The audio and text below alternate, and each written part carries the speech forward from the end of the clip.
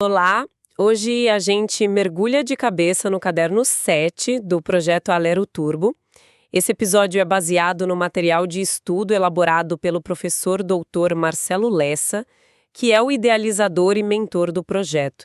E o tema, olha, é simplesmente a espinha dorsal de um Estado que funciona. Controle da administração, lei de acesso à informação, a famosa LAI, e transparência. É isso aí. E nossa missão hoje é ir além de decorar artigos, sabe? Vamos tentar entender a engrenagem por trás desses conceitos. Por que eles existem? Como é que eles se conectam? E, claro, o que a gente precisa saber para não cair nas armadilhas que a banca FGV adora preparar. O objetivo é transformar a teoria em uma ferramenta de raciocínio para a prova de analista da área administrativa. Perfeito. Para começar, vamos pensar numa analogia. Se a administração pública fosse um grande navio, o controle da administração seriam, todos os sistemas de navegação, os vigias na torre e até os passageiros que garantem que o capitão não desvie da rota. Então, a primeira pergunta é: quem são esses vigias? Excelente analogia. E a classificação do professor Lessa no material nos ajuda a identificar exatamente esses vigias, começando pela origem deles. O primeiro vigia é o controle interno. Usando a sua imagem do navio, é a própria tripulação, o próprio capitão, revisando os mapas e checando os motores. É a administração pública fiscalizando a si mesma. Ah, o princípio da autotutela, né? Exato. O princípio por trás disso tem esse nome técnico que a FGV ama, autotutela. A administração tem o poder-dever de anular seus próprios atos ilegais e revogar os inconvenientes. Não cria um risco de corporativismo? De um setor, passar a mão na cabeça do outro? Essa é a pergunta de $1 milhão, e é exatamente por isso que o sistema não para aí. Se o controle interno falha ou é insuficiente, entra em cena o segundo vigia, o controle externo. Esse é um poder fiscalizando o outro. É a clássica teoria dos freios e contrapesos. Seria alguém de fora do navio? Perfeito. Seria como se a autoridade portuária, de fora, usasse um radar para monitorar a rota. O exemplo mais emblemático é o Poder Legislativo, a Assembleia, fiscalizando as contas do Poder Executivo, do governo. E para essa tarefa técnica, ele tem o auxílio fundamental do Tribunal de Contas. Entendi. Então temos a tripulação se checando e o porto monitorando de fora. Falta alguém nessa história, né? Os passageiros. Exatamente. E esse é o controle social, o terceiro e talvez o mais transformador dos vigias. Somos nós, os cidadãos. São os passageiros que têm acesso ao plano de viagem e podem soar o alarme se o navio estiver indo para o rumo errado. Ferramentas como ação popular, denúncias. Isso. Uma denúncia no Ministério Público ou simplesmente o ato de consultar um portal da transparência, tudo isso é exercício puro do controle social. O ponto crucial aqui, que o material do professor Lessa deixa bem claro, não é só decorar os 3 tipos, é entender que eles são como um tripé. Eles são interdependentes. Um controle interno fraco sobrecarrega o Tribunal de Contas. E sem o controle social? Sem o controle social, os outros 2 podem virar um teatro de cartas marcadas. A verdadeira governança está na tensão saudável entre os 3. Faz todo sentido. Agora, além de quem fiscaliza, o quando também importa, né? A fiscalização pode ser antes, durante ou depois da viagem começar. Sim, e essa é a classificação quanto ao momento. O controle prévio ou a priori é a checagem antes de zarpar. A aprovação da lei do orçamento pelo legislativo é o melhor exemplo. O parlamento está dizendo ao executivo: você pode gastar o dinheiro público, mas só desta forma e até este limite. É uma autorização. E o controle que acontece no meio da tempestade, enquanto a coisa está rolando? Esse é o concomitante, o acompanhamento em tempo real. Pense na fiscalização de uma grande obra pública. O auditor do Tribunal de Contas não espera a ponte ficar pronta para ver se ela vai cair. Ele vai ao canteiro de obras, verifica o material, o cronograma, ele está acompanhando a execução. E por fim? E por fim temos o controle posterior, ou a posteriori. Esse ocorre quando o navio já atracou no porto. O exemplo clássico é o julgamento das contas anuais de um governador. A análise é feita sobre o que já aconteceu.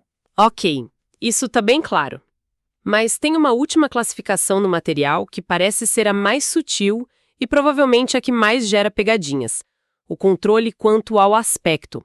A diferença entre legalidade e mérito. É o ponto nevrálgico. O controle da legalidade é quase matemático, sabe? A pergunta é: o ato cumpriu os requisitos da lei? É um checklist. O Poder Judiciário, quando é provocado, atua tipicamente nesse campo. Ele não julga se a construção de um hospital foi a melhor decisão. Mas sim se a licitação para construí-lo seguiu as regras. Exatamente. E o mérito? O mérito já é a análise da conveniência e da oportunidade. A pergunta aqui é outra. Essa foi uma decisão boa, inteligente, era o momento certo? Como regra, só a própria administração que praticou o ato pode reavaliar seu próprio mérito. Um juiz não pode anular a decisão de um prefeito de asfaltar a rua A em vez da rua B, simplesmente porque ele, o juiz, acha a rua B mais importante. Mas espere um pouco. Isso não abre uma brecha perigosa para um gestor tomar decisões completamente absurdas, mas que, na superfície, são tecnicamente legais? Onde fica o bom senso? Ótima provocação. A resposta é que a linha é tênue.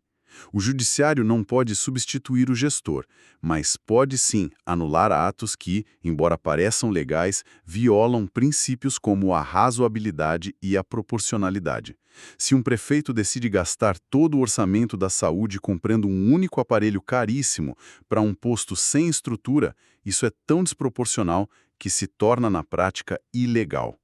A FGV adora explorar essa zona cinzenta. Certo. E para que o controle social, aquele feito por nós, funcione de verdade, a gente precisa de informação, a gente precisa do mapa da viagem. É aí que a Lei de Acesso à Informação, a LAI, entra em cena, imagino. Precisamente. A LAI é o instrumento que coloca um mapa na mão do cidadão. Como o professor Lessa destaca, a filosofia da lei é simples e revolucionária. A publicidade é a regra, o sigilo é a mais estrita exceção. E ela opera com base em duas lógicas. A primeira é a transparência ativa. Ah, os portais da transparência. Isso. Pense nela como a obrigação do poder público de colocar uma vitrine na rua, mostrando espontaneamente tudo o que é de interesse coletivo, sem ninguém precisar pedir. E não é uma vitrine com produtos aleatórios. A lei determina um conteúdo mínimo obrigatório. Estrutura, despesas, licitações, contratos e, claro, a remuneração nominal de cada servidor. E a outra lógica? É a transparência passiva. Se a informação que você quer não está na vitrine, você tem o direito de bater na porta e pedir, e o órgão tem o dever de responder. E como funciona esse pedido na prática? Qualquer um pode chegar e pedir quaisquer coisas? A lei foi feita para ser simples. Qualquer pessoa, física ou jurídica, pode pedir. E aqui vem um detalhe que a FGV explora à exaustão. É vedado exigir que o cidadão justifique o motivo do pedido. A informação já é pública por natureza. Porque alguém a quer é irrelevante para o direito de acessá-la. E os custos? A administração pode cobrar por essa informação? O serviço é gratuito. A única cobrança permitida é pelo custo do material usado na reprodução, como o papel da fotocópia. Mas o tempo do servidor para buscar a informação, isso não se cobra. Entendi. E tem mais. Se a pessoa se declarar pobre, nem o custo do material pode ser cobrado. Ok, mas e a famosa enrolação? E os prazos? Como fica isso? A lei é rígida com isso. A regra de ouro é, se a informação estiver disponível, o acesso deve ser imediato. Se precisar de uma busca mais aprofundada, o prazo é de 20 dias. E aqui mora o detalhe que vale ouro na prova. A prorrogação. Exato. Esse prazo pode ser prorrogado por mais 10 dias, desde que com uma justificativa. Os examinadores da FGV adoram criar uma questão em que a resposta depende de saber somar 20 mais 10, totalizando 30 dias. É um teste de atenção aos detalhes, então. Totalmente. Onde o Estado pode legitimamente trancar informações e dizer isso é sigiloso. Essa é a parte mais delicada, onde o direito à informação colide com a necessidade de segurança do Estado. A lei cria um sistema bem definido. O nível máximo de sigilo é o ultra-secreto, que pode durar até 25 anos. E atenção, apenas as mais altas autoridades podem classificar algo assim. presidente da República, ministros e, no contexto de Rondônia, o governador. E os outros níveis? São mais curtos. Sim. Abaixo temos o secreto, com prazo máximo de 15 anos, e o mais brando, o reservado, com até 5 anos de sigilo. A ideia é que, passado esse tempo, o risco se dissipa e a informação deve se tornar pública. Mas há um tipo de informação que tem um tratamento completamente diferente. As informações pessoais, certo? Exato. O professor Lessa dá bastante destaque a isso. Informações sobre intimidade, vida privada, honra, imagem. Elas têm uma proteção especial, com acesso restrito por um prazo fixo e muito longo. 100 anos a partir da sua criação. Não importa se é ultra-secreto ou não, o fato de ser pessoal já garante essa blindagem. 100 anos. É basicamente uma proteção para a vida inteira de uma pessoa e de seus filhos. Mas me diga uma coisa. Existe alguma informação que, por mais sensível que seja, o Estado seja proibido de esconder? Um sigilo zero absoluto? Sim, e este é um dos pilares civilizatórios da lei. A lei proíbe de forma categórica que se imponha sigilo sobre informações relacionadas a violações de direitos humanos. Não existe argumento de segurança do Estado que possa ser usado para acobertar tortura, genocídio ou qualquer crime contra a humanidade. Nossa, isso é muito forte. É uma cláusula pétrea da transparência. É o Estado dizendo que, não importa a desculpa, atrocidades não podem ser varridas para debaixo do tapete. Uau! Toda essa teoria é densa. Vamos colocar nosso chapéu de examinador da FGV agora. Como todo esse conhecimento é transformado numa questão de múltipla escolha? O material do professor Lessa simula isso muito bem. Vamos lá. A questão 01 do caderno, por exemplo, é um clássico de prazo. Ela cria um cenário, um pedido de informação e pergunta o tempo máximo para a resposta. A banca quer saber se o candidato lembra dos 20 dias e principalmente da prorrogação de mais 10. Levando ao gabarito de 30 dias. É um teste de memorização e aplicação simples. Perfeito. E sobre aquele vespero que é a remuneração dos servidores. Como a FGV abordaria isso? A questão 03 trata exatamente disso. Ela questiona o que deve constar obrigatoriamente nos portais de transparência ativa. A pegadinha é induzir o candidato a pensar que o salário é privado. Mas como o gabarito comentado explica, o STF já decidiu essa briga. O Supremo disse que o interesse público na fiscalização dos gastos prevalece. Logo, a divulgação da remuneração com nome e cargo é obrigatória. Entendi. E outro ponto que a gente discutiu foi a relação entre os controles. Eles competem ou cooperam? Excelente ponto, que a questão 07 explora. Ela pergunta sobre a finalidade do controle interno. Várias alternativas podem parecer corretas, mas a resposta está no texto do artigo 74 da Constituição. Uma das finalidades do controle interno é, expressamente, apoiar o controle externo. Eles colaboram, então. Não competem. Nunca. O controle interno é o auditor de dentro que prepara os relatórios para o auditor de fora. Um fortalece o outro em aquela nuance sobre os documentos preparatórios, os pareceres que ainda não viraram uma decisão. A gente pode ter acesso ao rascunho? A questão 08 testa esse conhecimento específico. A lei permite sim negar temporariamente o acesso a esses documentos. A lógica é proteger o processo de tomada de decisão. Mas, e aqui está o pulo do gato. Uma vez que a decisão final é tomada, esses pareceres que a fundamentaram se tornam públicos. É uma proteção temporária, não um sigilo eterno. Por fim, e se o órgão simplesmente disser não ao meu pedido? Jamais. A questão 09 deixa isso claro. A negativa de acesso nunca pode ser um não seco. O órgão é obrigado a responder por escrito, fundamentar as razões da negativa com base na lei e, crucialmente, informar sobre a possibilidade de recurso. É a garantia do devido processo legal, né? Exatamente. No âmbito da lei. Ok, então, amarrando tudo isso, a grande mensagem parece ser a de um sistema interligado. Não são peças soltas. Exatamente. O fascinante é ver essa arquitetura.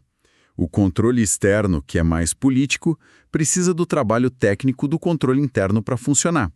E ambos são turbinados pela lei, que dá ao cidadão a matéria-prima, a informação, para que ele possa exercer o controle social. Como o professor Lessa ressalta, o sistema de controle conforme a Constituição não é uma opção, é um dever. É uma engrenagem. Uma engrenagem complexa, mas com um objetivo muito claro: garantir que o poder seja exercido em nome do público e para o público. E o professor Lessa encerra o caderno com uma frase que é um soco no estômago da opacidade. A transparência é a vacina contra a corrupção. Para quem está se preparando para ser analista na Assembleia Legislativa, isso vai muito além de matéria de prova. É quase um juramento. É sobre se tornar parte dessa engrenagem, um agente que fortalece a democracia por dentro. Com isso, fechamos nossa análise de hoje. Mas fica uma reflexão para quem nos ouve. Em uma era de desinformação e fake news, a simples disponibilização de dados brutos, como a lei prevê, é suficiente? Ou a transparência radical, sem uma sociedade educada para interpretar esses dados, pode paradoxalmente gerar mais confusão do que clareza? Algo para se pensar. Podcast produzido a partir do conteúdo do projeto Alero Turbo, sob autoria e orientação do professor doutor Marcelo Lessa. Se esse conteúdo te ajudou de alguma forma, não esqueça de se inscrever no canal e ativar o sininho das notificações. Assim, o YouTube te avisa imediatamente assim que o próximo resumo for liberado. Até a próxima!